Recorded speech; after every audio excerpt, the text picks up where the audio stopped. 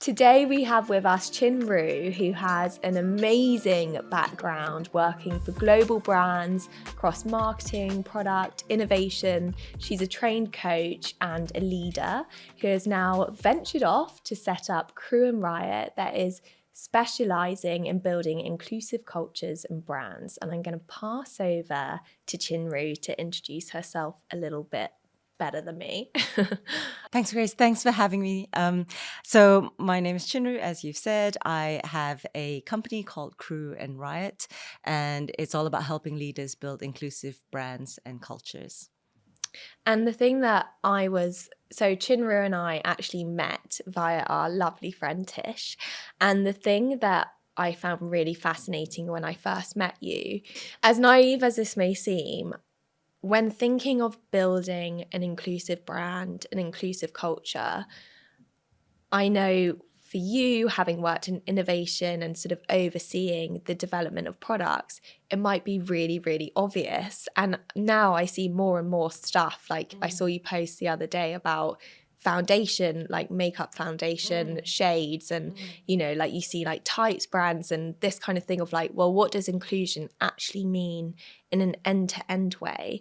But I feel like you have such an interesting angle on that, and also depth of understanding from the inside of working for these massive organizations. And it would be great to hear, like, with what you're doing now with Crew Riot, like how you sort of look at achieving or attaining true inclusion in that end-to-end way for a brand, for a culture. Yeah, there's lots of questions in there. So I suppose a bit of background about me for the listeners as well. I've spent 25 years in mainly specializing in marketing and innovation, working across, big companies and working across countries and geographies and living around the world in multiple locations. And I think what I offer through my business is a culmination of my experience, and not just the functional experience in marketing and innovation, but also the leadership experience where I have, led teams and built cultures and spent a lot of time thinking about how to motivate people and how to create the right conditions that fuel creativity and innovation. And then, of course, as you've mentioned, being within organizational systems, understanding how to create change, right? And how you work within systems and work through people to create change, which I think is an essential part of understanding how any kind of shift is going to happen. So it's, like I say, a combination of these experiences, but all through this lens of inclusion, which is what I feel is purposeful and meaningful for me, and which is why setting up my business is the first opportunity I've been able to curate and design a business proposition that I think combines my experience, but also what I, really get fired up about every day and what gives me purpose. And I do think within your question, the definition of inclusion is really important. And actually, the definition of language is really important, because I think in today's day and age, we're often throwing around lots of different terms and words. And I think often people don't really understand what it means, or they have different definitions of what it means. So for me, inclusion is all about actions that ensure the historically underestimated or marginalized communities, for example, women of color, are always welcomed, represented, and valued, right? So if you want to create, as a leader, a culture that is inclusive, you are proactively taking action that ensures those from marginalized communities are always welcomed and valued and seen. So when it comes to, inclusive branding, right, it's, as a brand owner, asking yourself, what are we doing in our brand proposition, and also in how we're connecting with consumers and in how we're giving them experiences that might be, unintentionally or not, excluding margins of communities, right? What are our blind spots? And I think the first step is recognizing exclusion, right? Recognizing where we are not catering to, marginalized communities that we often overlook because, especially in this part of the world, there is a center and it is largely white, right? And I think a lot of commercial brands and a lot of products and a lot of innovations are firstly catering to those who are, not disabled, those who have disposable income, those of a certain demographic. And often with, especially, for example, luxury brands, you're thinking about people of a certain socioeconomic class. So I guess the first step is recognizing exclusion. And within that is a massive body of work that needs to be done around understanding what that means, understanding all the different ways that we have bias, we have exclusionary treatment of people, that we might not be considering how we're recruiting, down to how we pick our creative agencies, down to the advertising that we do, right? So there's so many different parts of the process to unpack, both internally, right, within your organization, and also how you connect and, communicate with consumers. I don't know if that answers the question, but it's a small part of it. I feel really impacted listening to you in like almost quite an overwhelmed way, because everything you're saying, like, I'm like, oh my gosh, yes, so true. And it feels massive. Like when you talk about recognizing the exclusion, but then the actual identifying of the blind spots, it feels like there are infinite blind spots. And it's like, wow, like it feels like, like the climate crisis feels like this huge, massive thing. Like, how do we get on top of it? Yeah, and I think part of my job is to actually try and make it bite-sizable and try and de-intimidate the process so that people are encouraged to start from wherever they are, right, in understanding what their biases are, what, exclusionary behavior they already have, what their privileges are. So one of my favorite books actually is called Inclusion on Purpose by an author called Ruchika Tulshyan. And she has a really handy abbreviation, acronym for how you cultivate an inclusion mindset. And I think, and it's called BRIDGE, BRIDGE. And I really hope I don't forget what they all stand for. But B stands for being uncomfortable. Because I think part of starting on this journey is you have to face into the things that are ugly, right? That you might have been complicit to, or that you have to own up to yourself. So sitting with the discomfort is really important. So it's okay if it feels uncomfortable. It probably means that you're starting to do the work. And R is about reflecting after that on what you don't know. So once you've done the work, you're starting to sit with the discomfort, then do a lot of reflection and ask the questions about what you don't know. I definitely have been through the process and continue to be on this process around like, I can sit at my desk and think, I actually do not know how to articulate this term if someone put me on the spot. Right. And then I start looking into it. I start reading about it. Or recently I was like, I really need to understand the Britain's colonial past better, right? So how do I educate myself in this space? So I think reflection and asking the questions of yourself and, educating yourself and arming yourself with better awareness is really key. I is about inviting feedback. So especially if you work within a company and you have teams, getting feedback is not easy, and getting feedback that is truly meaningful takes intention, it takes humility, it takes asking in a way that invites honesty, right?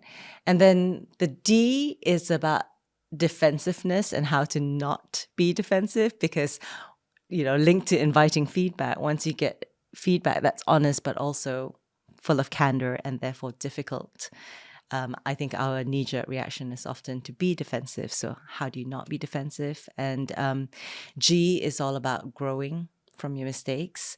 I think a big part of inclusive cultures, inclusive branding, or inclusive innovation, all of it is how you recognize the mistakes you've made, but then how you grow and learn from it. And you'll be really familiar with this, but with any leaders, right, who are going to be great, they all have a growth mindset, right? And that growth mindset allows you to reframe mistakes as, a learning opportunity.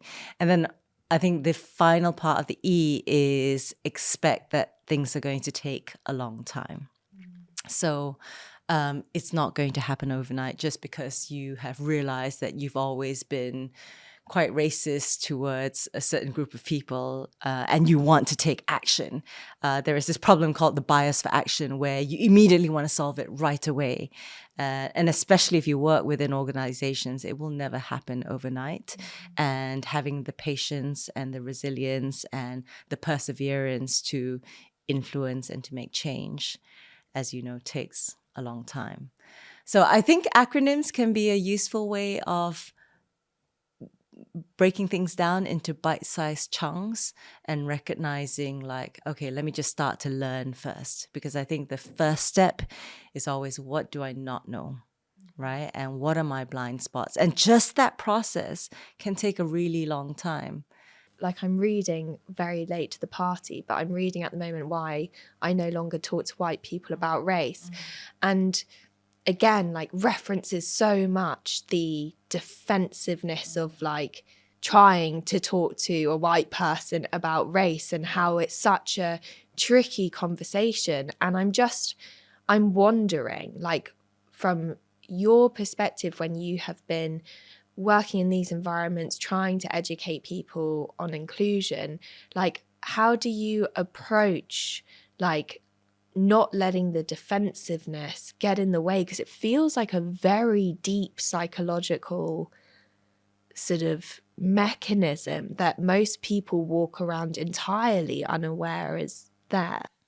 Yeah, absolutely. And it's difficult, right? Because you're always going to run into people who feel that it's an attack. Yeah, or right? a threat somehow. Yeah, and often they say that when, especially like those who are privileged, when they're faced with the truth, it can feel like oppression to them. You're oppressing me, right? Because you've never had to worry about you not being center stage, right? And you've never had to worry about why this might be an issue unless you take action.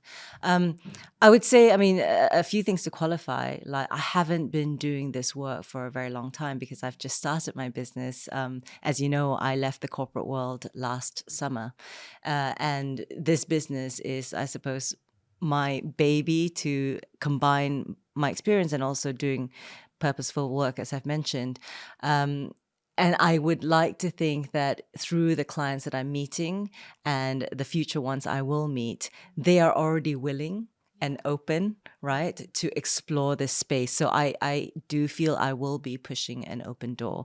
And those that are defensive are never going to become my clients. So that's okay. Having said that, I can draw back to past experiences when I was working within organizations and I was trying to drive change agendas, for example, in this space of gender balance.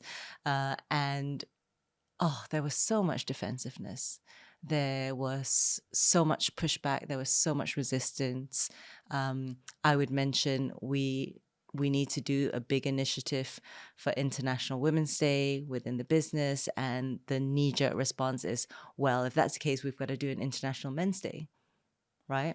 And yes, that's fine because I know that's in November and that's about acknowledging. It is? Yeah, it is. I mean, the way it's framed is that it's acknowledging the mental health issues that a lot of men experience, and that's why Movember is in November. Yeah.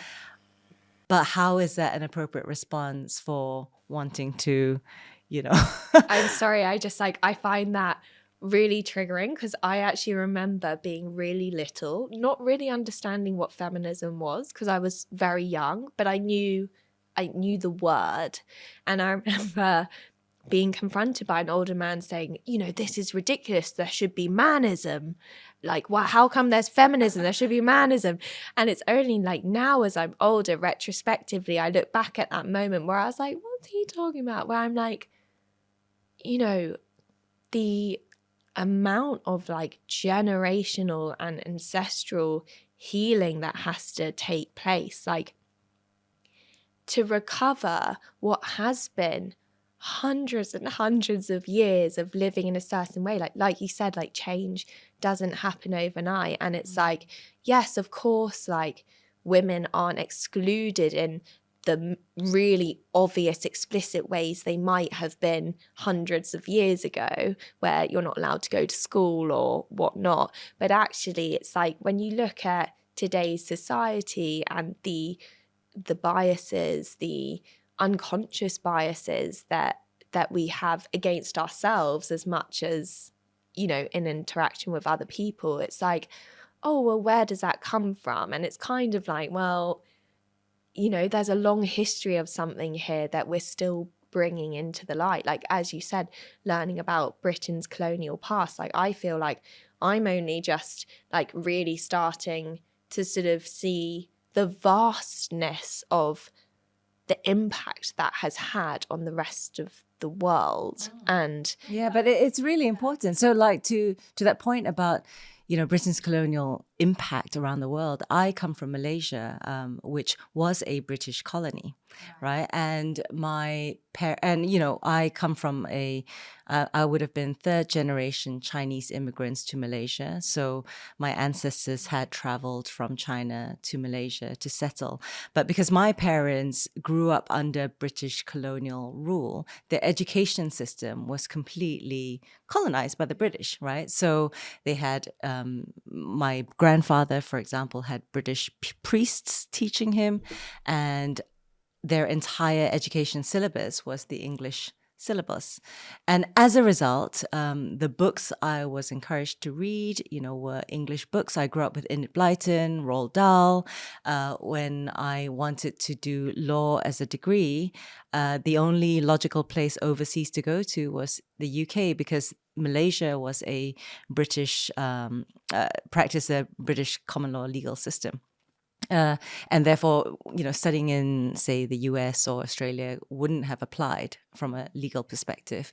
So there is so much in my life that has been influenced indirectly or directly as a result of British colonial rule.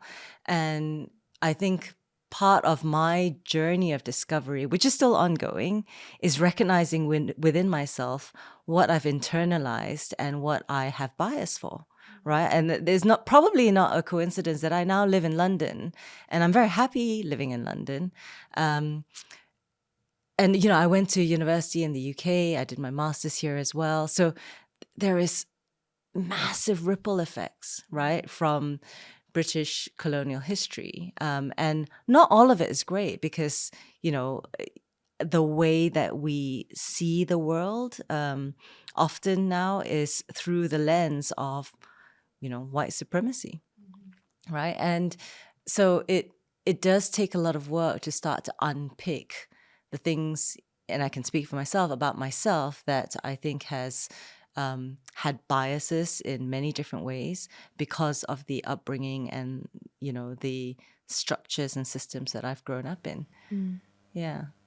how do you relate now as you kind of, because I guess it is one of those things where when you're little, you just take everything at face value for what it is. And it's kind of, as you get older, like retrospectively, it's easier to reflect and look back and go and kind of see those interdependencies or those lenses that you're experiencing life through. And I guess for you, having that sort of blended journey of like having been, you know, family heritage from China, living in Malaysia amongst, you know, a British colony, and then moving over here, like what has been your experience of like your identity within that and the sort of lens that you feel you've come into awareness about now at a later stage?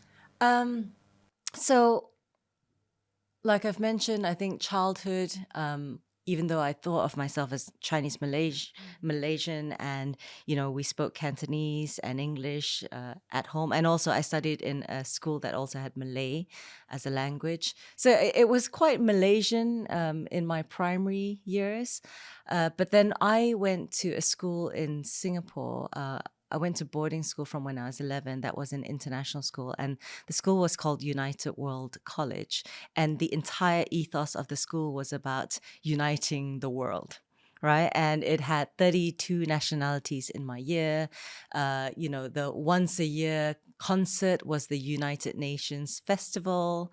I remember being in a play called The African Jigsaw. So like multiculturalism was really celebrated, which was really formative for me. And I am very privileged to have had that education because I think it's an amazing school. In fact, I think it won the Nobel Prize, or was nominated for the Nobel Prize for Education in somewhere in the Nordics. But anyway, so it was really formative because my friends that I grew up with were from all over the world, right? So I think that really shaped me. And then probably another pivotal moment in my life was when I met my husband now, and he's Indian.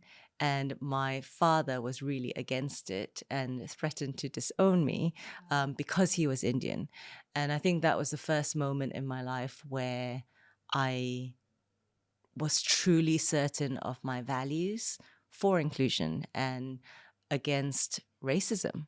It was probably the first time I had to like make a decision. And the decision I made was, this is not something I'm willing to compromise on, which was really probably the most difficult decision of my life because you're going against your father, right? And I knew the consequences, and I had decided in my mind that I was okay if I was going to be disowned because of his racism and because my values completely go against that. And I remember arguing with him saying, like, how could you have sent me to this school when I choose to be with this partner, it's an issue. So that was probably quite formative as a moment in my life. So, I mean, so it's a culmination of different, and then of course, traveling around the world, living in different parts of the world. And the jobs that I've done have been both regional jobs across Asia Pacific, where I spent time working with the South Koreans, the Japanese, the Filipinos, the Thais, and then moving to a global role in London where I was working with the Middle East, Dubai, and I was in Mexico. I was working with the Americans, and it was very varied. And then most recently, my job just had me traveling everywhere. So I think through my work, I've both embraced this very kind of global outlook that I've had, but also exercised the muscle for empathy for different cultures, because especially in marketing, where your job is to connect brand to consumer, and your job is to try and find a position for the brand that can apply to countries as diverse as the Czech Republic through to, consumers in Milwaukee in the US, you really have to figure out, how do we find a common thread? And it's not easy. It is really hard. But part of getting, through that process is trying to understand, right, what do the consumers want and believe, and what are their values in the Czech Republic? Or let's go to Berlin and let's understand, what's the mindset here? And then let's go, to Minnesota and understand, what are these guys thinking? And it has been a constant, I think, exercising of my muscle for just always having empathy for different cultural values. It's so interesting what you're saying, because it's also, as trivial as this sounds, I've always really loved when you go on holiday and you see like a global brand that you recognize, like, I don't know, like a Snickers bar or Mars, and you're like, oh, the packaging is different colors, but it's still Snickers. And I'm like, wow, it's so interesting, like the amount of research that's probably behind that decision for why in this country this color is going to be better for our brand. And it's also making me reflect on given that such a, for these global brands, it's such a massive part of their job, as you said, understanding like what's going to work for these guys versus these guys over here, and that there's this utter openness, dedication, resource that is solely focused on being able to empathize with the consumer and understand that.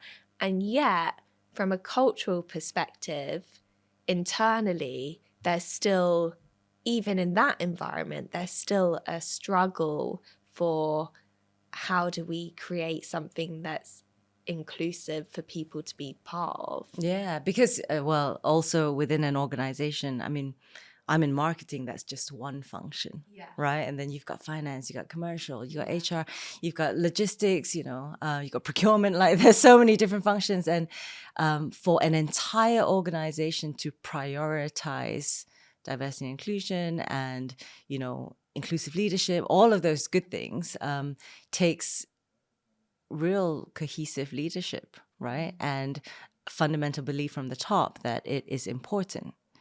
And I read this really interesting thing about writing down tenets where when you have two competing goals, what are you going to choose? So there are companies who have started doing, right, we believe, diversity and inclusion is really important to our business. So in the event that prioritizing speed of recruitment to get right seats on chairs versus the delaying the process to find a diverse candidate whom we've never had before in the organization, we will choose ... X. And like forcing and almost doing a pre-mortem on these competing tensions when you're running a business and time is money, right? What are you going to do when faced with these dilemmas? Are you really going to prioritize, these inclusive strategies over profit? And that's never easy. And I think it's important and a really useful checklist to have up front before you even go about trying to execute any of this, because time and time again, and I've been guilty of it, I have faced so many recruitment instances where I'm like, I just can't find the person, it's taking too long, I'll just go with this person, right? And they weren't the North Star that I had in mind. And there have been so many instances where I know I prioritized ease because it was just taking too long. It was too hard. I was tired. I was burnt out, and if I had that tenet kind of stuck up on my wall, and if you have leadership, the whole team kind of holding each other to account, then you're supported as well if you make a decision that actually is not in the short term in service of business profitability. Yeah, and you're right. Like at Cultural Calculator, we speak a lot about building a conscious culture. And like what you're saying is like these are conscious decisions people need to make. People need to make conscious, like, what is our strategy, rather than just sleepwalking into the same old routine.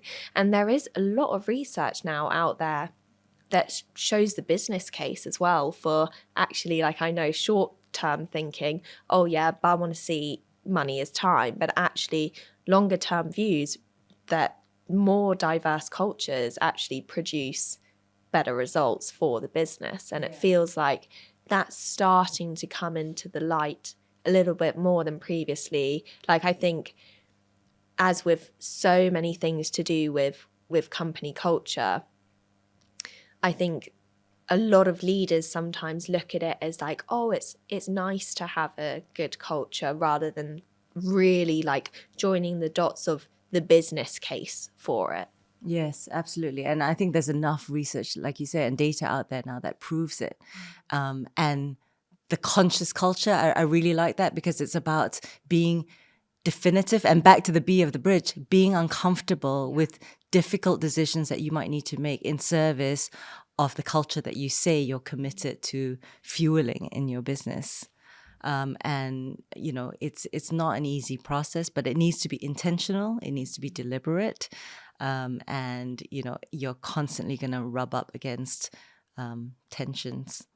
It's like every time I speak to founders about what their business is and what they do, I'm sort of rewinding back a little bit, but I felt really moved by the story with your husband.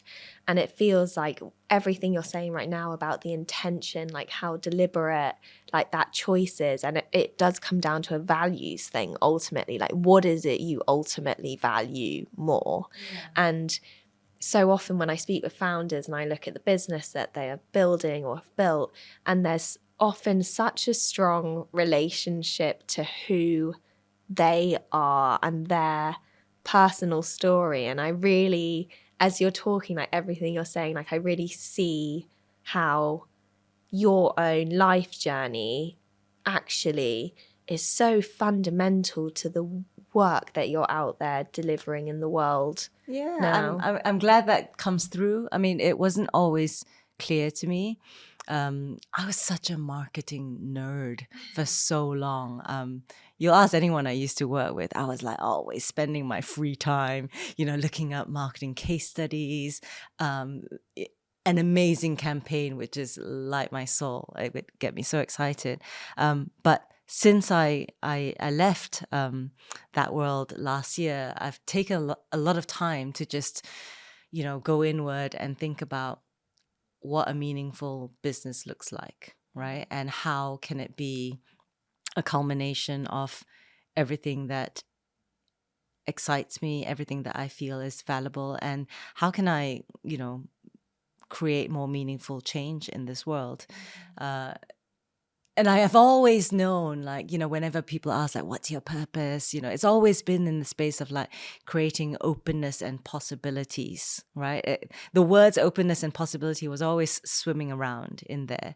But I think, when I started framing what the business could look like, there were kind of 4 post-it notes that I had. One was marketing, the other was innovation, the third was leadership, and the fourth was inclusion.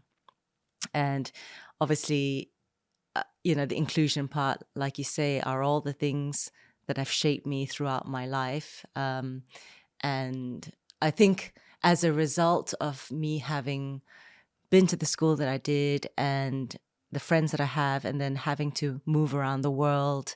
And, my family, when I moved, it was my husband, me, and our 2-year-old daughter from Singapore to London. And then when we moved to Dublin, we added our second child. So, the nucleus of us kind of grew as we moved around. And you're constantly having to adapt, not only to your shifting family culture, but also to how your family interacts with the world that keeps moving around you. So I think what it's done for me, and this is actually a recent realization that I had, is that I've spent so much time throughout my life adapting and putting myself in other people's shoes, understanding different cultures, understanding how does this person think this way?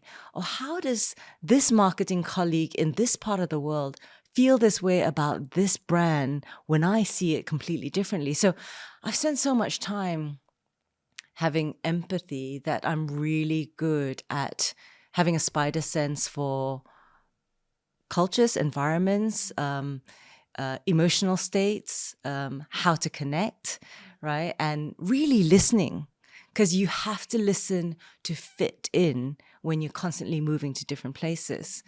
And I think that's a real upside and a benefit that allows me to do the work that I've been doing most of my life. And I do think it's an important aspect, obviously, of leadership coaching, and of course, how anyone as a leader builds teams and cultures that have spaces and environments for belonging. So what we have in common, like in terms of building inclusive cultures, I think it's like the bedrock foundation of any successful business, right? It's really important. And I'm preaching to the converter, I know that. But, how you build safety, how you encourage people to share vulnerability, and then the importance of purpose, right? All those things are so key. and universal as well. Like, like we are talking about the topic of inclusion based on diversity, but just thinking of like the basic human need to be included, you know, like we actually, it's proven like we'll die earlier without human contact. Like babies die without human contact. Like we literally, we need to feel part of something. We need contact, and it's in our very nature. And, you know, like it's same thing with the research of diversity and how that leads to better business outcomes. There's the same thing with recognition, like people feeling like they belong somewhere and that they're recognized, like regardless of whatever your race, gender, sexual orientation may be. Just the feeling of belonging somewhere leads to better outcomes for everyone. Yeah. I think there's a reason why, like, solitary confinement is like the worst punishment you could give any human being, because we are social creatures, right? And, you know, we need collectivity. Yeah, and that's actually the cute story behind my company name, Crew Riot, because Crew is all about the collective and community and collaboration, and Riot is about, you know, the oxygen of action to create change. That was the idea, and I kind of developed that name without having the clarity quite yet on, you know, how my business was going to be purposeful, but it turns out, you know, it's quite apt as a name. Where do you need to begin on that journey of really achieving inclusion? Yeah, and I think that the best way to address that is going back to your first question around like, oh, it's so big, it's like climate change, how do you break it down, right? So I'd split it. I mean, and what I offer is, you know, branding, innovation, leadership. So if we talk about branding and inclusive branding, then if you are a brand owner, right, and it could be two different scenarios. One scenario could be you've already had a brand in existence that's been doing well for many, many years, but you are now looking at how you are more inclusive in your approach as this brand. Then what I can do is partner with you to understand your entire brand's ecosystem, from the foundational elements of its positioning, its purpose, its values, its packaging design, through to its target consumer and what the product offers for your target, through to how you're communicating and advertising, right? So I can look at the whole kind of chain and interrogate what the ways are to, you know, make it more inclusive of communities that you are unintentionally excluding. So recognizing the exclusion of, you know, how your brand is existing in the world and the experiences it creates for its consumers. And then I would also look at the internal processes of the brand's ecosystem. So who are your agency partners? Who are your media partners? Where do you advertise? Like, is it, you know, do you ever advertise in LGBTQ magazines, for example, versus, you know, the Times, right? And then also looking at how do you recruit people? Who are the teams who work on your brands, right? And what are their experiences? And we look at all the different aspects of race, gender, sexual orientation, socioeconomic class, and you start to break it down into bite-sized pieces. So that's an example on branding. That's one scenario. The second scenario could be where you're a brand new brand, right? And you're looking to create everything from positioning through to packaging design. Then we can look at, and if you might be asking, I want to have inclusion baked into the DNA of this brand, right? And that's where I could craft this baby with you from scratch and, you know, help you determine all the elements that make up the DNA of a brand, so that from the get-go, you're starting out the gates as you intend. Right? And you're clarifying who you want to speak to, whether your product is addressing their needs, etc. So to bring this to life as an example, I think you mentioned the post I wrote about Burberry, right, where they recently launched a new foundation range. So this is a brand that's been around for a really long time, first scenario. And 24 foundation range, which, I don't know, if you're a guy who'd never uses makeup, you're like, that's loads, 24 shades for a foundation range. But in today's world where Rihanna's Fenty Beauty has 50 shades, right? And I think like more than a third of it are for darker skinned people. There is currently huge outcry amongst the kind of beauty influencer industry, where they're saying when you've got 24 shade range and only 4 of them are for darker skinned consumers, and you are a global brand, that is no longer acceptable, right? Because that's really sending out a message that your center is about whiteness, and you are perpetuating beauty standards that are no longer inclusive, and that is not okay. So people also are calling out these brands, which is great, because a lot of the change sometimes happens from consumer demand. So that's an example of a brand that has not considered, I think, the full range of the people they should be serving, right? But then, you could be a brand where you want to create, for example, a game on, on the computer that is addressing different avatar designs and styles, and you might only be currently thinking about avatars that are able-bodied, that have certain haircuts, that are white, and how do you take into account and design for avatars for people who are in wheelchairs, or and just reflect the diversity that we have in our world. So that's a kind of big long-winded answer to how I might help people when it comes to inclusive branding. But when it comes to inclusive leadership and inclusive cultures, I think the first step, and we probably don't have time for me to go through all the steps, but the first step is back to like, what do we not know, right? And what is our current culture today? Just understand where we all are right now, and then paint a picture of what better and of course great could look like. So I think it's start by talking, start by humility and understanding, where your biases are. And privilege is a big one. I feel strongly about that. Recognizing our own privilege is a big first step to, I think, recognizing exclusion, because we all have privileges. And I think when you recognize it, back to defensiveness, a lot of people get defensive, like, oh, just because I'm white and male doesn't mean I should be penalized for that now. But if you recognize it, then it's your job in the future to extend the hand and, pull those up the ladder who have previously have always been marginalized.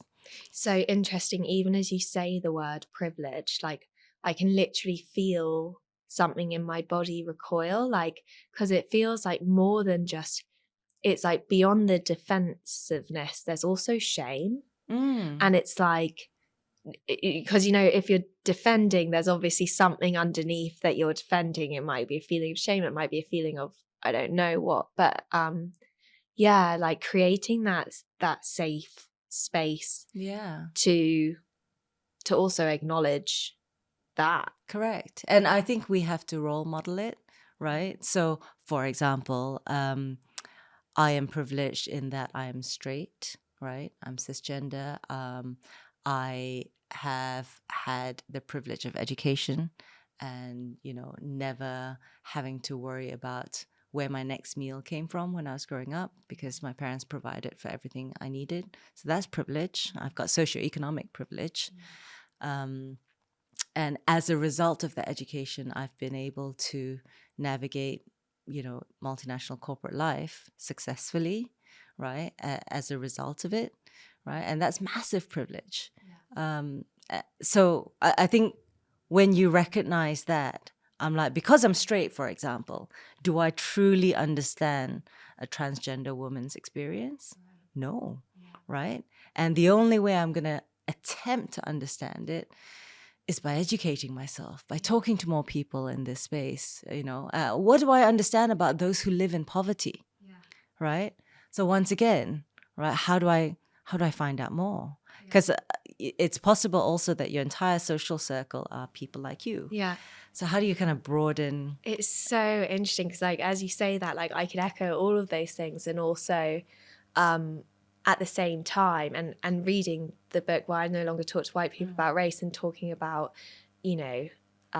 mixed race families, and the thing that's kind of interesting is if you have like a completely white parent, their blind spot for bringing up a kid. So like I have the privilege of like I look very white, but I also have the name Surabji and I've got Indian heritage. And like something my mum learned in her meditation training is how, you know, actually when from a kind of like racial minority background, it's very normal to speak at the family dinner table about things that you might face at school or whatever. Like it's a topic of conversation.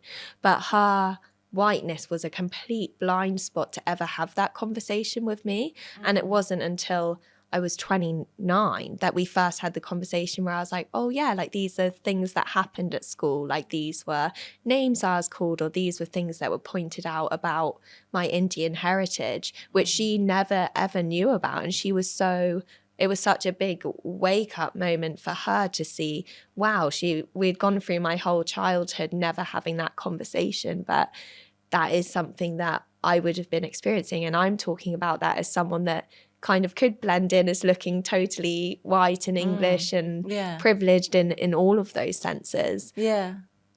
So you're right. And when privilege is also never having needed to talk about it at the dinner table growing up, right? Because it's never something you've had to confront or worry about. And that's why this term of intersectionality is so important. And that idea that, you know, all the different systems of oppression of like race, gender, sexual orientation, class, and in short, that if you're a queer, Black, deaf woman, you're going to have a much harder time than if you're a straight, perfectly able-bodied, you know, middle-class white woman.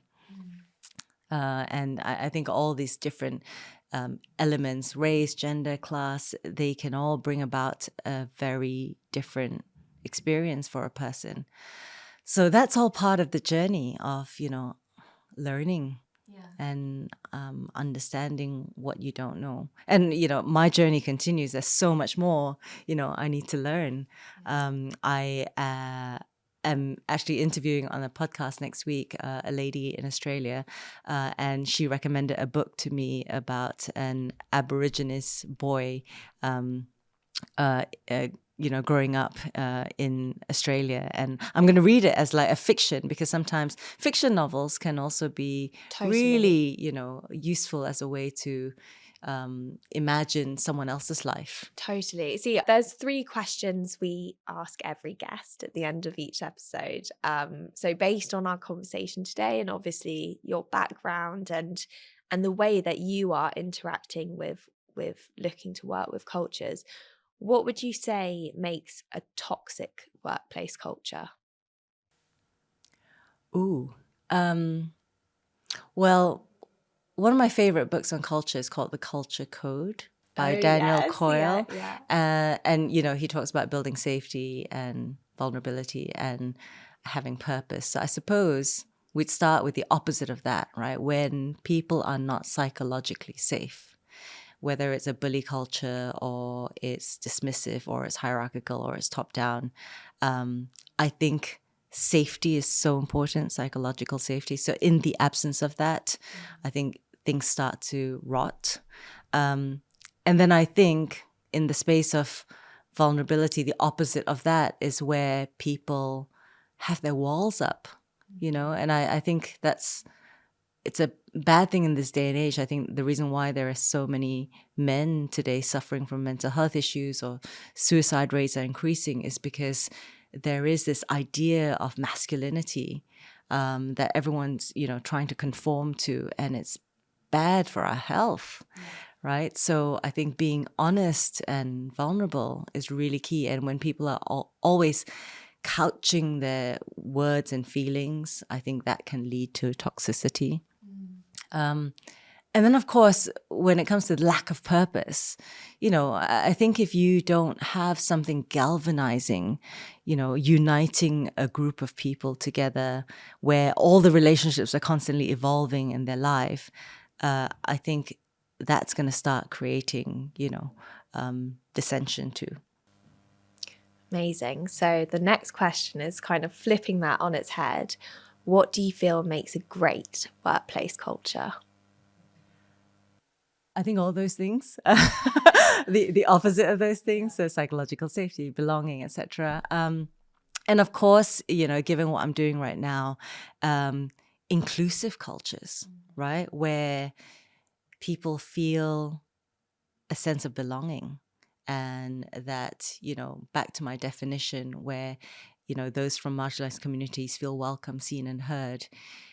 If they do, then you can be sure the majority do, right? So if you can facilitate a place where people feel seen, valued, respected, heard, and you're all swimming towards a common purpose and a common goal, and there's direction and there's clarity in leadership, I think, that would be a great workplace. And it's not easy. It's not easy to achieve.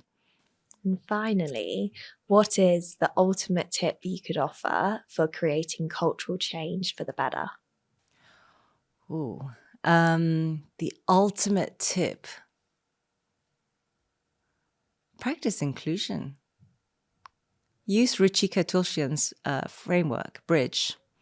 Be uncomfortable, reflect on what you don't know, invite feedback, don't get defensive, grow from your mistakes, and then expect that it takes time, so be kind to yourself. Beautiful. Well, thanks so much, Chinru. And yeah, I've absolutely loved Thank you for hearing having from me. you. It's been fun.